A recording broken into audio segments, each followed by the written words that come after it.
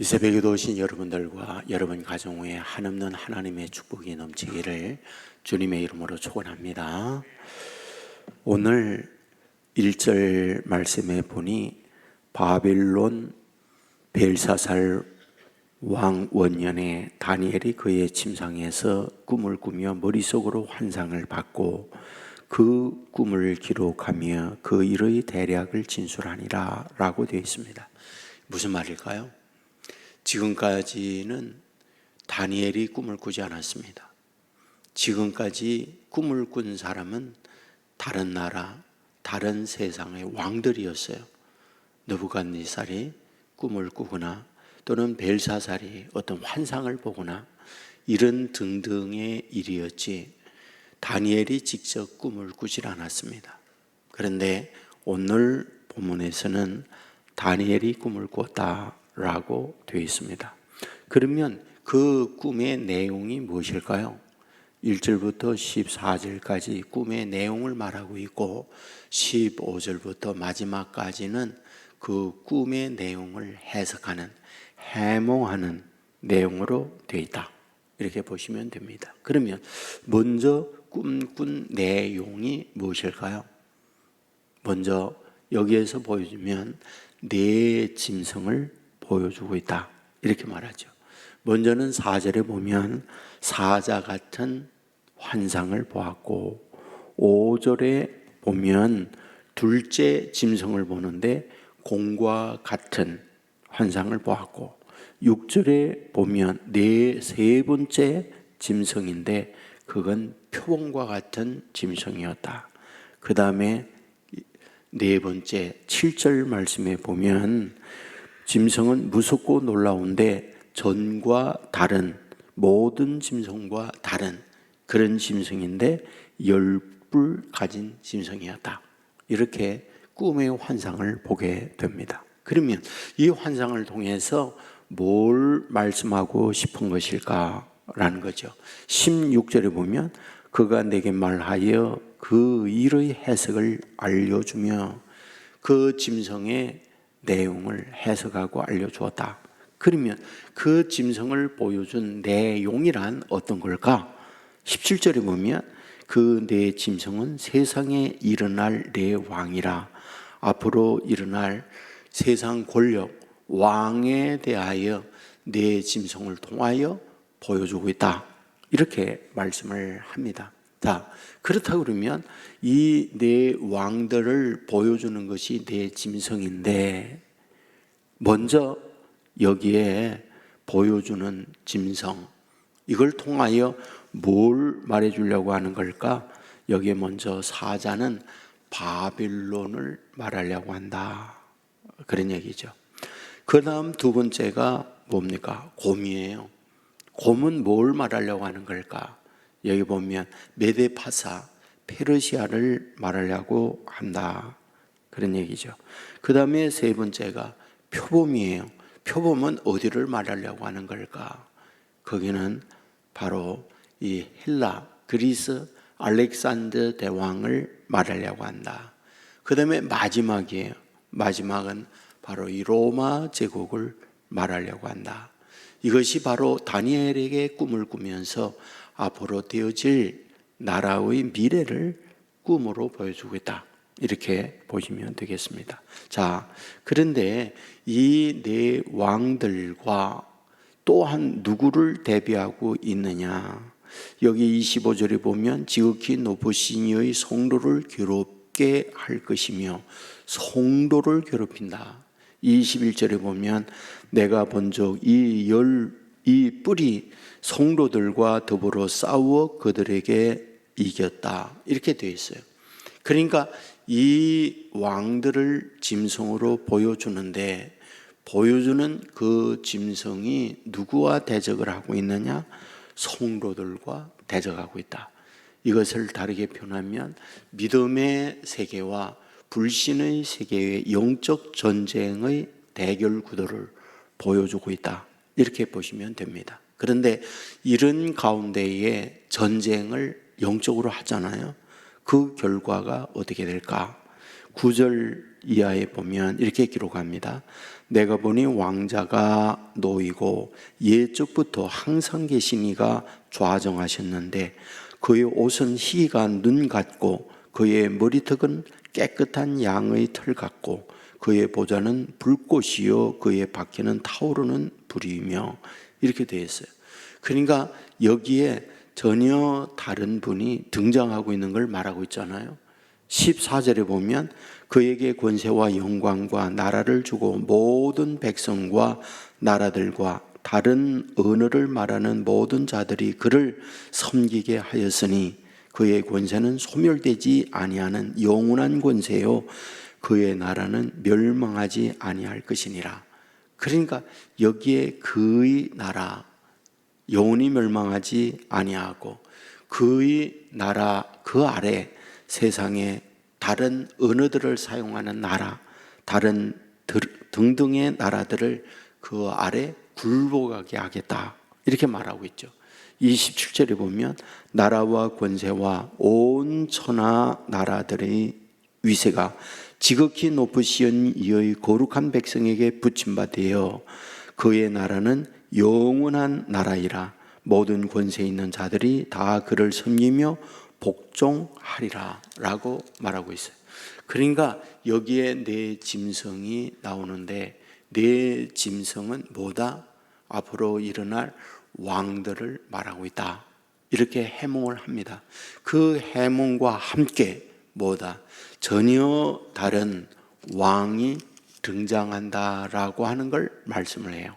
근데 그 왕으로 인하여 뭐하다? 그 모든 내 왕이나 다른 것들이 그 앞에 다 복종하게 만든다. 그리고 그 나라는 영원한 나라이다 라고 말씀을 하고 있습니다. 그러면 여기서 말하고 있는 영원한 나라, 어떤 나라를 말하고 있는 걸까요? 메시아 왕국을 말하고 있는 거죠. 예수 그리스도가 만왕의 왕으로 이 세상에 와서 이 세상 모든 것들을 통치하고 다스리는 최후의 승리를 약속하고 있는 것, 이것이 바로 이 다니엘 7장을 통하여 우리에게 보여주는 말씀이다 이런 말이죠. 우리가 세상을 살아갈 때에 보면 우리는 인지하든 인지하지 못하든 영적 대결에 있다는 걸 인정해야 돼요. 그러니까 보이지 아니하는 세계를 영적 세계라고 그러는데 그 영적 세계는 둘로 나눠져 있어요. 하나님의 세계와 사탄의 세계입니다. 이것이 창세기부터 요한계시록까지 변함없이 흐르고 있는 내용입니다. 무슨 말입니까? 하나님께서 천지 만물을 창조하시고 에덴에 우리 아담 하와를 살게 합니다. 사탄이 와서 유혹함으로 말미암아 선악을 알게 하는 열매를 아담이 따먹고 타락을 하게 됩니다. 무슨 말이죠? 영적 전쟁에 있어서 아담 하와가 졌다 그 얘기죠. 이것이 지속적으로 눈에 보이는 왕국, 눈에 보이는 나라들을 통하여 쭉 설명이 돼요. 하지만 그 모든 보이지 않는 이면에는 하나님의 세계와 영적 세계의 전쟁으로 반복되고 있다는 걸 말씀해요. 특별히 이 부분을 요한계시록에 가면 아주 구체적으로 영적 전쟁에 대하여 말씀하고 있잖아요. 그런데 우리들에게 주려고 하는 게 있습니다. 그게 뭐냐? 만왕의 왕 되시는 예수님께서 반드시 승리한다라는 걸 우리에게 약속하고 보증하려고 해요. 이거를 우리가 꼭 믿음으로 받아들여야 돼요. 그게 무슨 말입니까? 우리가 월드컵을 경기 보잖아요. 그러면 경기가 끝났습니다. 경기가 끝났는데 또 녹화했다가 그 경기를 볼 때가 있어요. 결론은 우리가 알고 있는 거죠. 아, 우리나라가 이겼구나. 우리나라가 졌구나. 이게 등등 이런 결과를 우리가 알고 있어요.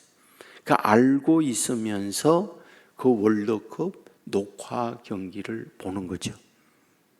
우리가 이 땅 위에 살고 있는 삶은 또 그와 같다. 그런 얘기죠. 무슨 얘기입니까? 이미 승리는 우리에게 보장이 돼 있어요. 믿음의 사람들에게 보장이 되어 있어요. 그거는 우리를 향한 하나님의 약속이에요. 이미 보장된 승리의 확신을 가지고 우리가 사는 거예요. 예수 그리스도가 만왕의 왕으로 오셨고 여기에 있는 표범이나 곰이나 사자나 열뿔 가진 짐승이나 그 어떤 짐승이라 할지라도 여기에 있는 예수 그리스도 메시아에게 결국 패배하고 만나는 걸 여기에서 말씀하고자 하는 거죠. 그러므로 오늘 믿음의 사람 저와 여러분, 정말 우리 만왕의 왕 되시는 우리 주님이 저와 여러분과 함께 하셔서 반드시 승리를 보증하고 있다는 이 믿음을 가지고 어떤 문제, 어떤 환경을 만나든지 그 앞에 주눅드는 것이 아니라 가슴을 당당하게 피고 하나님 앞에 승리를 주신 하나님 감사합니다 라고 나아가게 될 때 저와 여러분이 싸움이 아니라 저와 여러분과 함께 하시는 만왕의 왕 우리 주님이 대신 싸워서 승리를 저와 여러분에게 안겨주신다. 이 확실한 믿음 안에서 오늘도 감사하며 승리의 기쁨을 맛보는 저와 여러분이 되기를 주의 이름으로 축원합니다. 은혜로우신 아버지 하나님 감사합니다.